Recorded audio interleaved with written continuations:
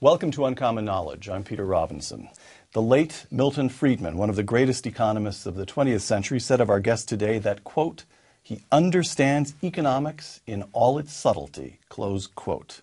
An academic, the author of obscure tomes? No, a television personality and the author, most recently, of No, They Can't. On Uncommon Knowledge today, John Stossel.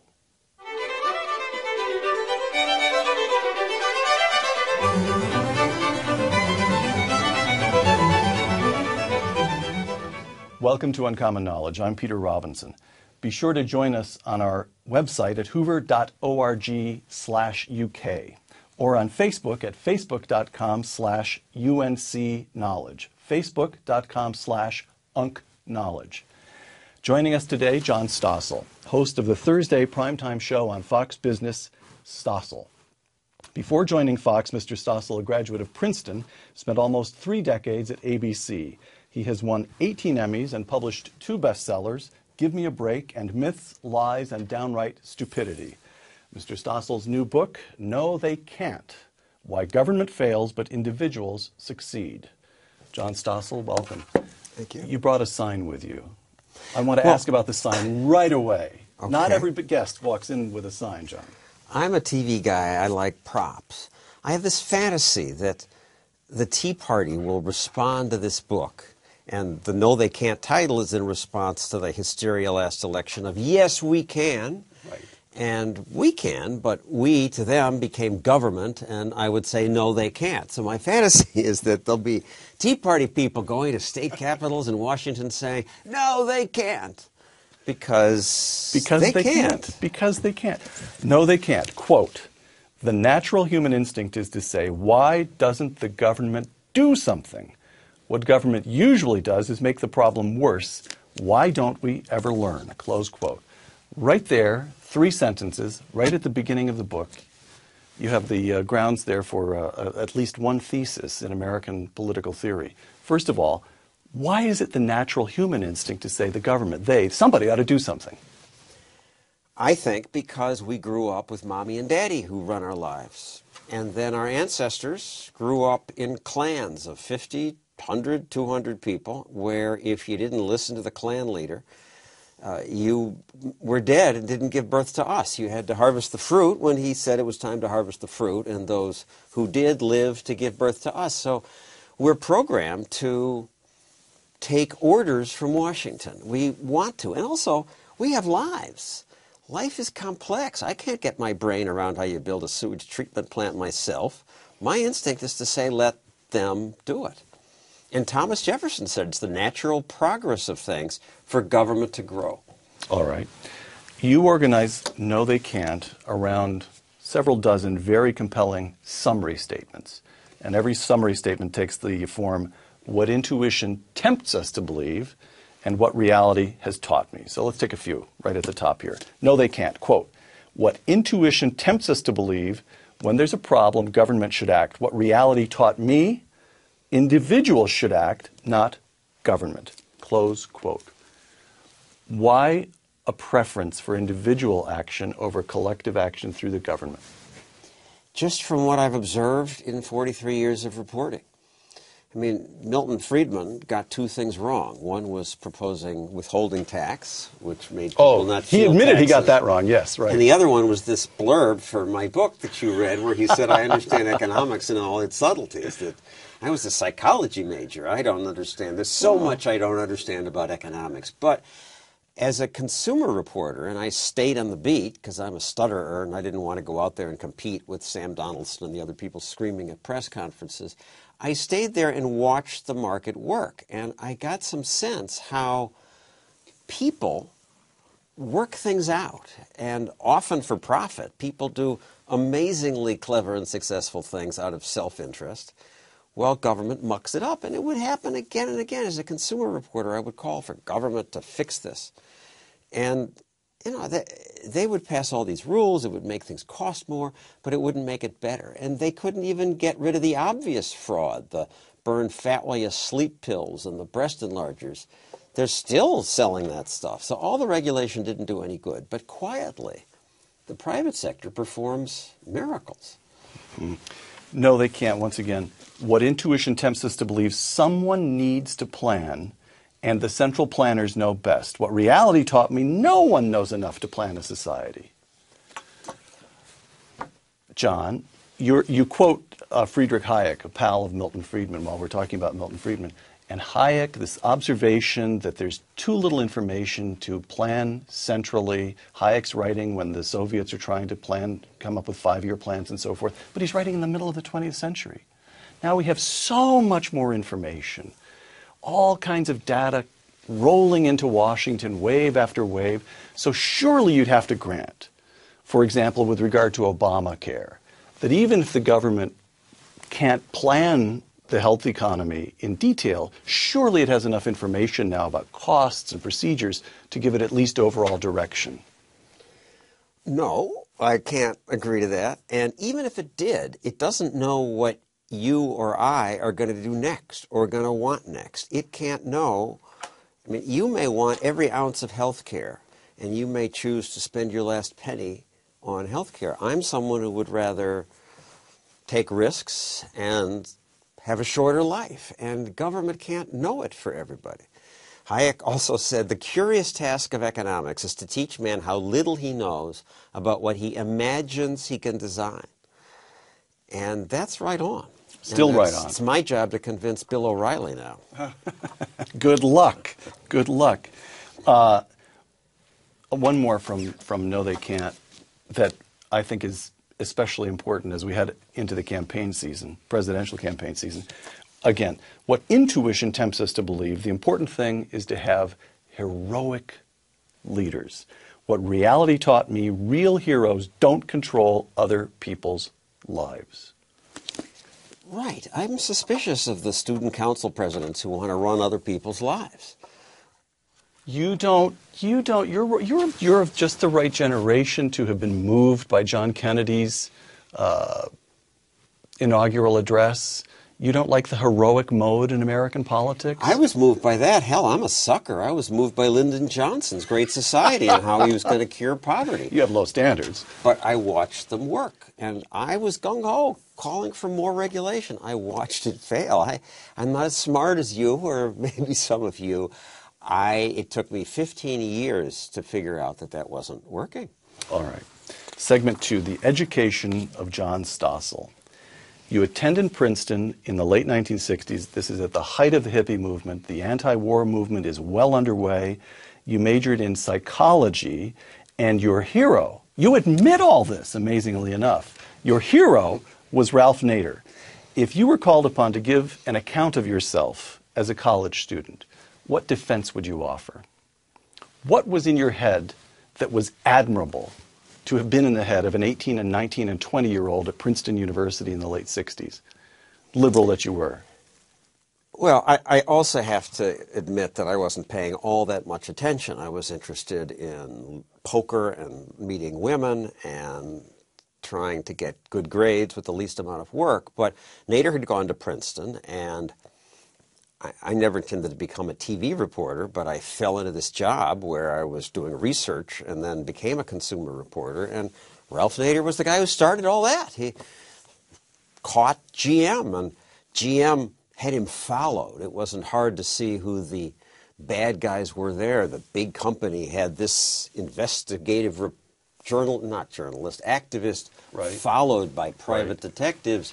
They wear suits. The activists wear blue jeans. The blue jean guys obviously are the good guys, and the Corvair is unsafe at any speed. Turns out it was no worse than any other car, but that started me on a crusade. He's doing it by getting activists to push it. I can do it on television. So you were, I actually think you're saying something pretty profound there about a lot of American journalism, which is to say that it's an easy extension from the college kid who's up at night playing poker and trying to figure out how to get good grades without working, the usual impulse of a college student, to crusading journalism, because you pick up the template that already exists. Big business bad, little activist good, big government good, capitalist bad. It's the easiest thing to do if you're going into journalism. Simply pick up the template that had already been worked out, right? Yes, plus I had no journalism training. Maybe if I'd gone to some journalism school and they had said... Could I just, how did that happen? Your older brother is now an esteemed medical researcher and a medical administrator, went to med school, everybody's mother's dream child, I imagine. And how did you end up Princeton? I mean, that's a very expensive, fancy education, and you went into journalism and you didn't try to become another Walter Lippmann. You ended up in television journalism. How did that happen, John? And my mother said, gee, you're in this profession with the clowns and the jugglers. When are you going to go get a graduate degree and get a real job? It happened because I didn't like school. And I thought if I worked for a year, I might appreciate it more. And I applied and was accepted to the University of Chicago School of Hospital Management. So I thought... Oh, so you tried to follow in your brother's footsteps, sort of. Sort of. I was not as smart as he. I'm still not as smart as he. He's reading Human Action in the bathroom as we speak. But I didn't know what I wanted to do with my life. So it was 1969. It was a good year for the economy. Lots of companies came to campus and interviewed undergraduates. And I went to just about all of them searching for what would appeal, what might be my career. And I had no clue, but the most interesting job offer came from this Seattle magazine because it was in Seattle. And it was the longest free airplane ride. So I thought, well, I'll go see the Northwest. I've never been there. And then Seattle magazine folded before I got there. And they said, you want to work as a researcher in our TV newsroom? I said, sure. I had never even watched television news. And I'd never done journalism. I was the business manager of the Daily Princetonian. And once I tried to write a story, and they said, no, leave the journalism to us. And I'd gotten my worst grades in English always. But I learned through fear. My immigrant parents had always said, you better work hard or you'll freeze in the dark. And I watched what the on-air people did, and I'm ambitious. And I decided more research was good. And I didn't want to be covering politics because of my stuttering, and I noticed nobody was really covering science or business or medicine, really. Mm-hmm. I'll cover that. I became one of the first TV consumer reporters. And then I would get angry at the businessman who I thought was cheating people. So I would do stings. We would take a TV set to a bunch of repair shops with a loose part. Most would say, loose part, no charge. Some would say, I got to take it in. Charges $200 later.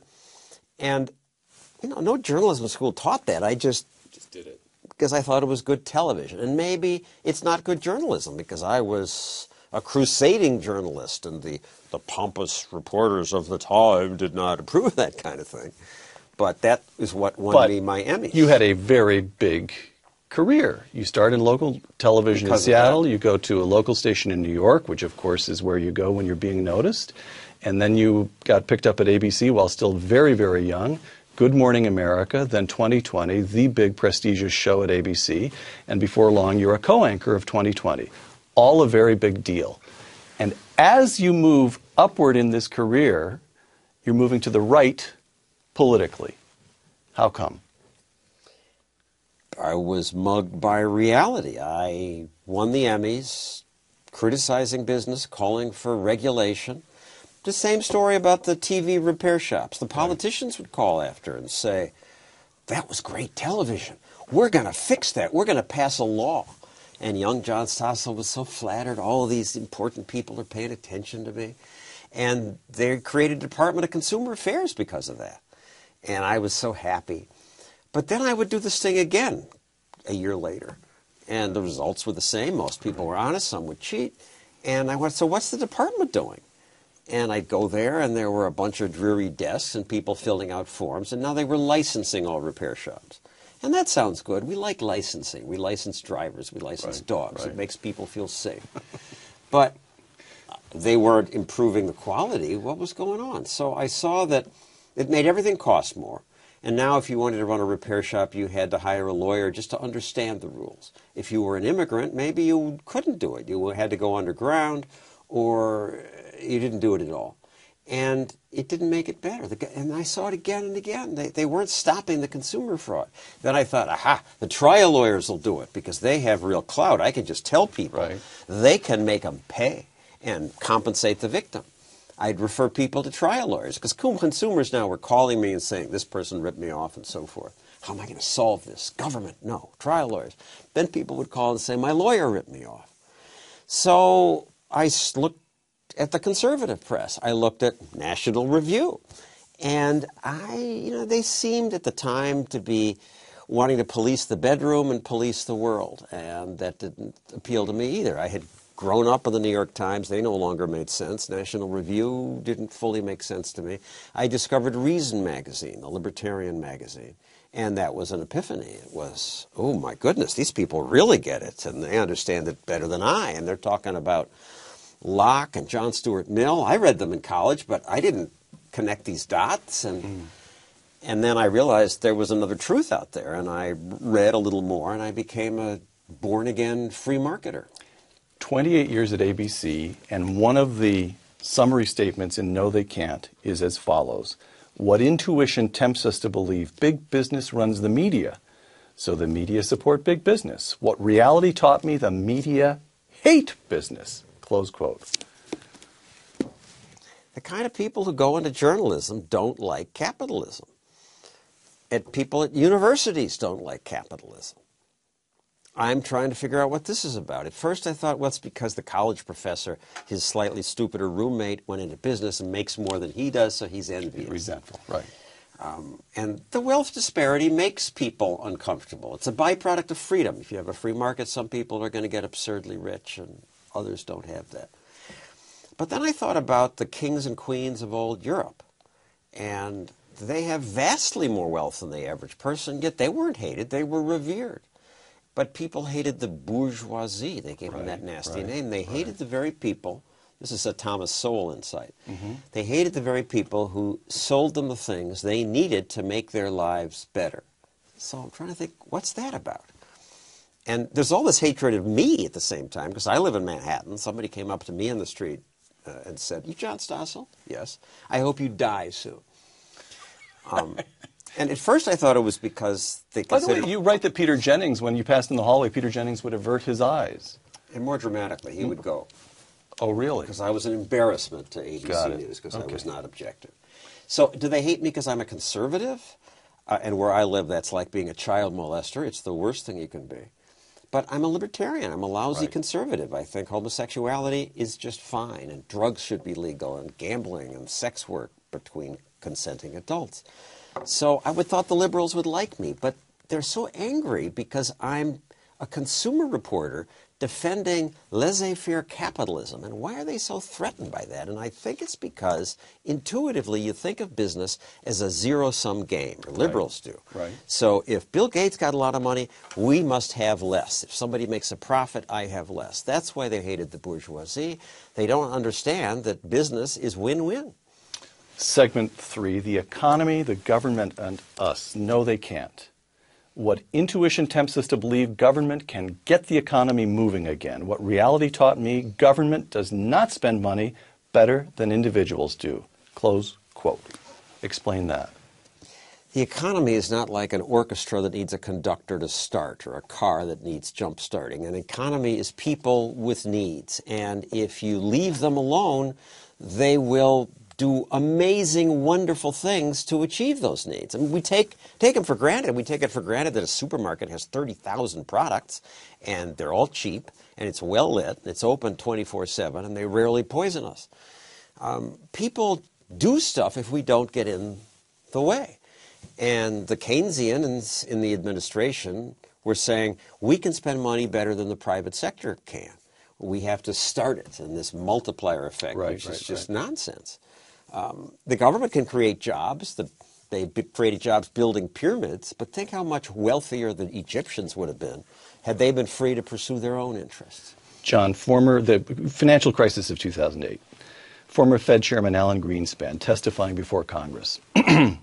Alan Greenspan, I note for you, my libertarian friend, my reader of Reason magazine, was a disciple and friend of Ayn Rand.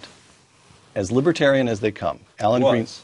Well, okay, quote. Isn't anymore. Quote. Isn't in this quote you're about to read. No, yes, it is, in a way. I'm testifying before Congress. I, Alan Greenspan, I made a mistake in presuming that the self-interest of banks was such that they were best capable of protecting their own shareholders, that the loan officers of those institutions knew more about the risks involved than even our best regulators. A critical pillar to free markets did break down. That shocked me.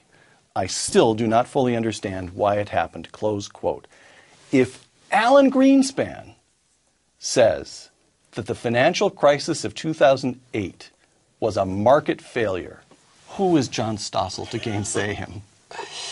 And who's John Stossel when Hank Paulson and Tim Geithner and all these very smart Wall Street experts say they had to bail these people out? Yeah, yeah. Well, in other words, how do you put the... A lot of people will say, right, okay, I'm with you in the great general arc of sort of the Matt Ridley argument. If you start 1,000 years ago, the upward climb is impressive. But come on, John, we've got problems with capitalism. It needs adjustment. It needs oversight. Latest example, 2008. And John Stossel replies, the oversight won't work. And the overseers will never understand the banking business and the tricks or the cheating as well as the cheaters and the tricksters will. So you can pass Sarbanes-Oxley after Enron. That's going to end all the scams in the future. And that didn't stop Bernie Madoff or the housing bubble. And Dodd-Frank isn't going to stop this either. And Alan Greenspan's problem, I believe, is that, and watching from the point of view of the media over these years, is that the people closest to the panic always get too scared. The global warming scientists say, we have to take action against global warming. The bird flu doctors want all our money to go to researching bird flu. The killer bee coming up from Mexico going to sting us all to death. The Y2K computer experts that said the planes are going to crash. They all want government action. Robert Higgs said war is the friend of the state. Well, so is crisis and fear. The thing is that the global warming experts and the killer bee experts were not in the Treasury Department and did not have the power to scarf up $1 trillion of your dollars and give it to their friends who were scared and calling from Goldman Sachs. Oh my God, it's the end of the world. I'm losing everything. You have to rescue this company. And they got scared. I argue market discipline will protect us better. And that means no privileges, no bailouts. Okay, so let me another one of these summary statements. What intuition tempts us to believe some institutions are too big to fail. What reality taught me, failure makes markets work. Okay, so you're saying that the conventional wisdom is now that the government made a big mistake in failing to bail out Lehman Brothers. That was the mistake. That was what caused the trouble. Stossel says, no, go back. The mistake was the bailout. Was supporting Bear Stearns and arranging a sale, saving the institute. Should have let him go down. The mistake was bailing out AIG. That's your position, right? Bear Stearns would have, at the right price, found a buyer for whatever assets they had left. Likewise, GM. So your argument is not that absent government intervention, there would have been no crisis. Your argument is we're human beings. We live in a fallen world. People screw up. Sometimes they screw up in large ways. Capitalism will experience crises. The government would make it worse. You're not saying that it would be crisis-less without the government. You're simply saying the government would make it worse, right? Or does make it worse. Yes, but it's right? worse than that. I'm saying more than that. I'm saying government caused the crisis. Canada didn't have the same housing bubble. They don't have a Fannie and Freddie, and they have the same rate of home ownership. And government makes it worse because... Greenspan pumped too much liquidity into the system. Perhaps, probably, but more, we have the FHA and all these agencies subsidizing reckless behavior. Okay. No, they can't. What intuition tempts us to believe, if auto companies are in trouble, government should encourage the purchase of new cars. I'm giving you an easy one after Alan Greenspan. What reality taught me, wealth will be destroyed and poor people will be hurt. Okay, go ahead. Take a stick to cash for clunkers. It's again, intuitive, though. On the book tour, a woman came up to me and said, intuitive is a lousy word that you use because intuition is generally right. I said, well, what's a better word? She said, we're imprinted. And I think she may be right. Conditioned, right, yeah. Or instinct. I don't know, instinct is often right. But when Cash for Clunkers came out, a lot of people said, oh, yeah, this makes sense. The auto business is struggling. pay people $3,000, get rid of old cars, and they pollute more. We'll clean the air a little and stimulate the auto business. But, again, government has no money of its own. The $3,000 comes from somebody, it's taken from the private sector. Now, some of us might have bought a car that year. Some of us had our purchases sped up. The money went to the auto companies. It gave a bubble in car purchases. But then that goes down on the other end. More importantly, what did they do with these junked cars? They destroyed them. It really shows government arrogance to think you can create wealth by destroying things. Nancy Pelosi believed that and said that after the Haitian earthquake. This will cause a boom in Haiti, she said, because of the construction work. Paul Krugman, Nobel Prize winner, believed it, said that about 9/11. But it will cause some construction, but it's the Frederick Bastiat's broken window fallacy. A boy breaks a store window. Hey, he's creating a job for a janitor and a glassmaker. But that's the seen benefit. We can see that work. Right. What we can't see is that money is what that money might have been used for had the window not been broken. Maybe the storekeeper would have bought a shirt. Maybe he would have cured cancer. John, what about the great, you've just batted away the 2008 crisis. What about the great Keynesian... So why is it a crisis? Man, the stock market fell a lot, but in '82, the stock market was at 800. So we got up to 14,000 and fell to 8,000. It had had an amazing run. That's because you were working at Midtown instead of downtown, so it wasn't a crisis for you. It was horrible for them, but you know, a crisis is the Revolutionary War soldiers freezing when the British are coming, or the Civil War, or the bubonic plague. There's a crisis. Save our crises. Okay, listen, the great Keynesian example is the economic benefit to the United States of the Second World War. We can agree, I think probably you and I do agree, that the evidence, Amity Shlaes and her Forgotten Man, the evidence that the New Deal actually lifted the economy is zero. It moved things around, it favored some people, didn't get things. But the Second World War comes along, the country shifts to a war footing, government spending expands enormously, and the economy hums. How come? If it's not government spending, if it's not the Keynesian argument that the private sector is spending too little, once the government kicks in, even if it's war spending, you get an economy humming. It's a great question, and I'm not a student of that. My understanding is you had great national purpose. People worked together. The economy really started humming after the war. And you may remember, you may have read that when the soldiers were all coming home, people said unemployment is going to be hugely high, and yet it wasn't. Those soldiers found new things to do, and that, to my understanding, caused the boom. But I'm not a student of that. Segment 4, John Stossel's Cold, Cold, Miserable Heart. No, they can't. Quote, my wife used to complain, I'm interested in that, used to complain that libertarian reasoning is cold-hearted. Since markets produce winners and losers, and many losers did nothing wrong, market competition is cruel. She had a point, didn't she? Market competition is cruel. There are winners and losers. But that's better than the alternative where there are only losers. All right. The President of the United States on simple fairness. And you pay close attention to this, please. That means we have to make choices. When it comes to paying down the deficit and investing in our future, should we ask middle-class Americans to pay even more at a time when their budgets are already stretched to the breaking point? Or should we ask some of the wealthiest Americans to pay their fair share?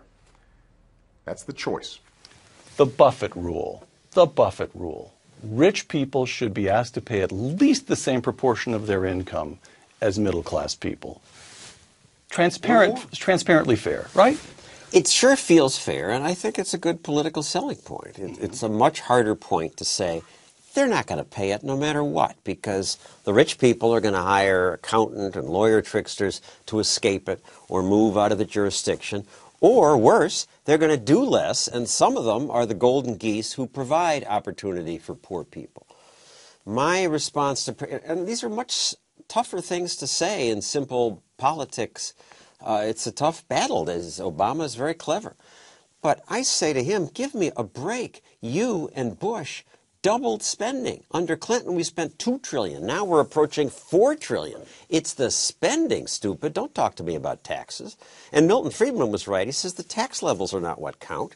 Government spending is what counts as a percentage of the economy. It doesn't matter if it's paid for in taxes or borrowing. Sooner or later, it will be paid for by us. Right. Okay, a couple big facts about American history. Here's one.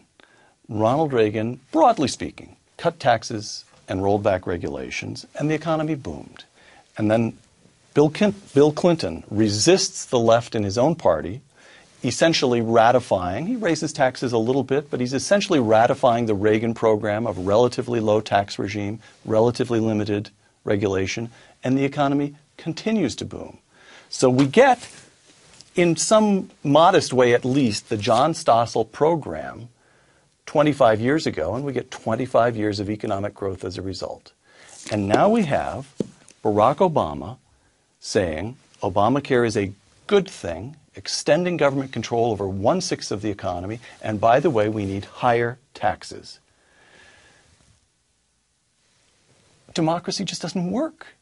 We don't learn. We don't learn. We have the example before our very eyes, and we refuse to learn from it.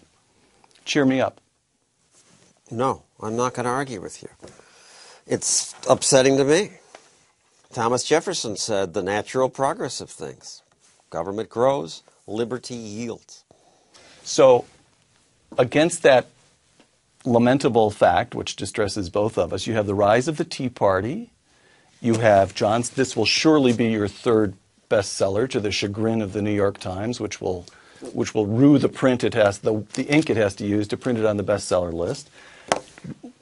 Do you sense the country in this election year moving into a kind of rebellion against this huge state, or at least against Barack Obama?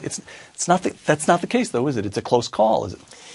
It's a close call, and the betting has Barack Obama likely to be reelected. The Tea Party was exciting, and some were holding the Constitution. Really? We're going to go back to that? I didn't even know people were interested. And looks as though the Supreme Court might even go back to it, if you listen to the oral arguments on Obamacare earlier. But a lot of Tea Party people say, don't cut my Medicare, and nobody wants their programs cut. On the other hand, the positive side, I didn't think welfare reform was possible. Right. And we don't have to stop the growth of government. We just have to slow its growth. We could grow our way out of this. And Paul Ryan issues his budget plan. He gets portrayed as pushing grandma off a cliff.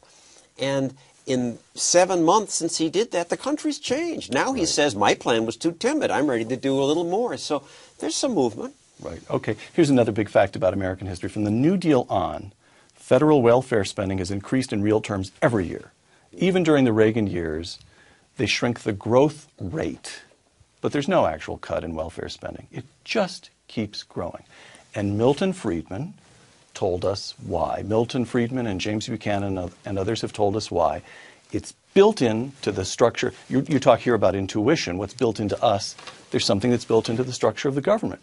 Namely, a special interest will always have it in its interest to lobby for a more government. If you're GM, you're very happy to get bailed out. If you're Goldman Sachs, you're very happy to get bailed out. If you're this or that insurance organization, you're very happy to cut a deal on Obamacare. If I'm a cotton farmer, I'm going to fight for my subsidies. Absolutely right. If I'm a consumer, I'm only paying $1 or $2. And that's it's not quite the problem. Intuition is wrong. Because this is something where the rational actor who is responding to reality, this interest group, that interest group, the other interest group, they correctly judge it to be in their interest to push for more government. So what do we do about that? You're depressing me. I don't know what to do. Jonathan Rauch called it demosclerosis. All I can say is there is one thing we can do to stop this. Buy everybody a copy of No They Can't. Okay.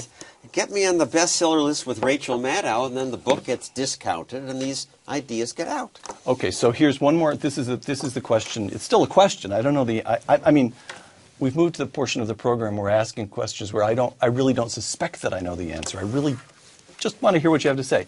So, set Barack Obama aside for a moment. I feel like Hannah Youngman. Take my wife, please. Set him aside, please. Chris Christie in New Jersey takes the unions on, frontal attack, and his ratings are now up. Bobby Jindal attacks the bureaucracy in Louisiana, and he gets reelected by some 70%. You see governors taking Mitch Daniels in Indiana, now I think he's in his 7th year, he's deep into his 2nd term, cuts taxes, gets a constitutional amendment to lower property taxes permanently, and the guy's ratings are in the 60 or 70%. So why does it work at the state level, at least when there's a governor who has real guts? Ronald Reagan at the federal level. But I mean, I'm glad. But now see, here's the problem. We're creeping toward wanting heroes, and you've already told us we shouldn't be looking for heroes. Well, we need a strong person to cut. That's true. We shouldn't think of them as heroes, but we want a strong person to cut. And also Canada cut, and Luis Fortunio in Puerto Rico fired 20,000 workers. Scott Walker in Wisconsin, all that fuss, he didn't fire anybody. And when I interviewed Fortunio, he said, my advice to politicians, do it early in your term, like a Band-Aid, rip it off. And then, like with Reagan, we will, people don't want to see cuts. People don't want to see public sector workers fired. I do, but normal people don't. But they notice results. Right. So then we researched it. Yeah, I mean, there were these people you mentioned, and John Engler of Michigan. Right. And we couldn't find anybody else in recent history. So I hope Fortunio gets to be popular. In Canada, it was a liberal government to do it. It was like Nixon going to China. Right. Okay, segment 5, our last segment, John. War and Peace. No, they can't. What intuition tempts us to believe, lunatics want to murder us, so we must kill them over there before they kill us over here. What reality taught me, such thinking leads to an overextended military, close quote. So here's where we probe the extent to which you as a libertarian are willing to make common cause with conservatives and the extent to which, nope, you really are a libertarian and that leads to different conclusions. So are you with Ron Paul? The war in Iraq was a terrible mistake and we should get out of Afghanistan as fast as we can? I mean, I cringe to say this on your television show, but yes. Okay. And to be clear, Ron Paul also says if we get attacked, attack back. Right. And we were right to attack Afghanistan for harboring Al-Qaeda. And I also begin the chapter by saying, I'm nervous about this one. I'm not a student of the military, but I'm just a guy who watches government fail. The military has a brownie recipe that's 25 pages long. Government is inefficient at everything it does. Why would nation building, why would defense be different? Okay. Now, because I so like you and admire your work, John, I'm going to work really hard to find, but you would grant this much, I think. Excuse me. You would grant this much, I hope.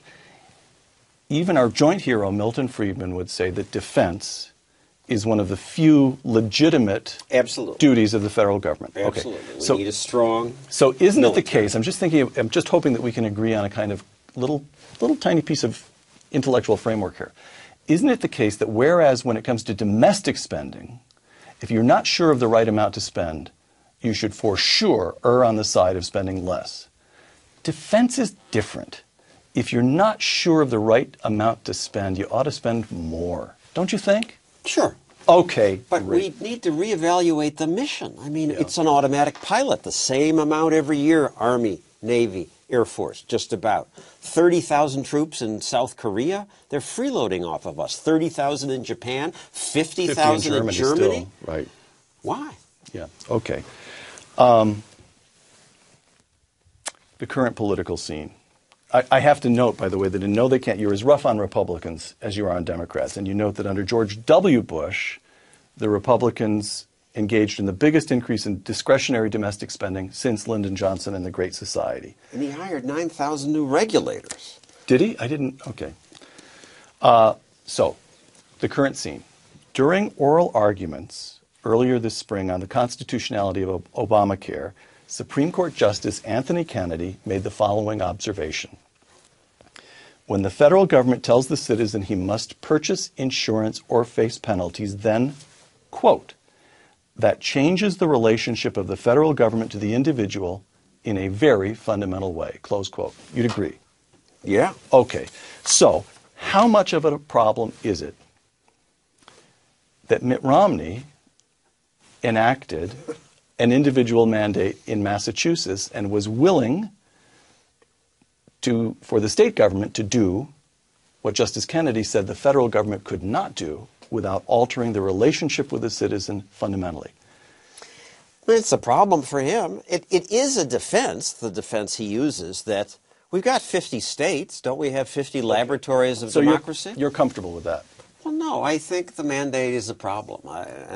The Supreme Court, what they once ruled is this poor wheat farmer in Kansas, was it? He wasn't free to grow more wheat on his own land that he didn't even sell because it might affect the price elsewhere. And they get to control that. I mean, if the Supreme Court is now waking up and say this changes the relationship, good. Okay. Overdue. See, what I'm poking around for here we have this marvelous. By the way, I should state that it's beautiful. Beautiful. I did like the book. It is really. I keep quoting these summary statements, but the argument, the research, it's a really wonderful book, John, and it's an indictment. And what I'm trying to probe for here is how do you use the political system to fix some of this stuff? And so what I'm looking for here is the Stosselometer. How enthusiastic can you be about Mitt Romney as the Republican nominee? I know you're libertarian. You'd prefer Ron Paul. Ron Paul ain't going to be the nominee. How do you... He's going to catch on next week. Okay. It isn't over yet. People will wake up. And look, I would prefer Romney over Obama. But Romney says things like, I'm going to cut the government workforce 10%. By attrition, he's quick to add. Right. I mean, by attrition, it's then the bad people stay, the good ones leave. That's not management. He's so afraid of making hard decisions. Jack Welch, when he ran GE, said it's the job of a manager to identify the bottom 10% and get them out. Right. It's creative destruction. But Romney, at least, wouldn't bloat government more, as President Obama continues to propose. Okay. A little hard to get elected if the slogan is Romney, he's not as bad as the other guy, though. All right. Maybe not. Again, individuals should act, not government. So let me probe you again. How should individuals who read this book think about their relation to the American political system? And this is on my mind because it's a conversation I had just a week ago with a friend who is a high-tech mogul, started a big company here, and like many of us, he's distressed about the state of affairs here in California. And I said, well, what do you intend to do about it? And he said, oh, nothing. I wrote off California years ago. Every bit of my energy I put into my company. I've thought that's not just for profit, it's the best way I can do good in the amount of time that I have left to me. Well, on the one hand, that's a very bracing statement of the libertarian point of view. On the other hand, if all the good guys withdraw from politics, things get worse immediately. So what do you say about that? Well, he's good at business, so he has a good argument to say, I'm good at helping people by expanding my business, and that's wonderful. That creates jobs and profits, which do good things. But you're right. We need participation. We need activists. That's what I'm saying. Yeah, we got to participate in politics. Go tell them, no, they can't. And maybe when we watch other countries blow up, and maybe California and Illinois will be our example of failure. Oh, thanks a lot. We're doing a good job of cheering each other up here, John. No, they can't. Now, last question, or a couple of questions here. Quote, it didn't take me long to understand, you're talking now about getting started in your career in television, didn't take me long to understand that almost every news story should draw attention to some terrible problem, homelessness, illegitimacy, the crack cocaine epidemic. There was almost always just one answer, government should do something. That was the template for television journalism. Still is. And it still is. So what's your advice to the, I don't know, for all, let's just posit that there's a senior at Princeton graduating this June who's interested in journalism and wants to be like John Stossel. What's your advice? Learn economics and look around. See the miracles the private sector does. That you can stick a piece of plastic in the wall and cash will come out. That you can go to a foreign country and hand that piece of plastic to a total stranger who doesn't even speak your language, and he'll rent you a car for a week. And when you get home, Visa or MasterCard will have the accounting correct to the penny. And government can't even count the votes accurately. So stop saying government's got to do something. Government's got to do less. The founders had it right. America grew fastest when government was 1 or 2% of the economy. Let's move back in that direction. Let them leave us alone. John Stossel, author of No They Can't, Why Government Fails But Individuals Succeed. Thank you. Thank you. And keep that, put up the sign, would you please, one more time? No, they can't. For Uncommon Knowledge, I'm Peter Robinson.